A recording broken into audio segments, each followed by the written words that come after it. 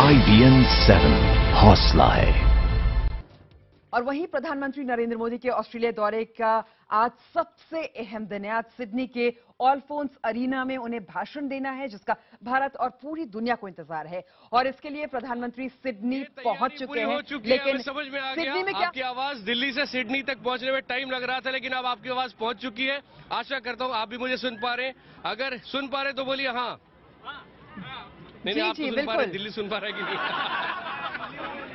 दिल्ली वाले कभी नहीं। ओके, दिल्ली वाले कभी नहीं सुनते। कौन बोल रहा है? अभी दिल्ली में सुनेंगे। बहुत तकलीफ है दिल्ली वाले को सुनने की।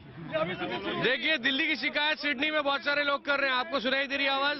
तो अब मैं शुरू कर रहा हूं। बिल्कुल आपकी आवाज सबकी जा रही है। सबसे पहले जबरदस्त तैयारी है आपकी। आपका एक प्रोफेशनल ग्रुप है। हाँ जी, हमारे ग्रुप का नाम इंडोज रिदम्स है। इंडोज मतलब इंडिया और ऑज मतलब ऑस्ट्रेलिया।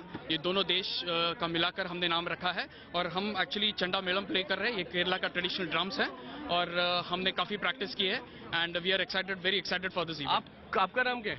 मेरा नाम अभिलाष नायर है। कहाँ के आप?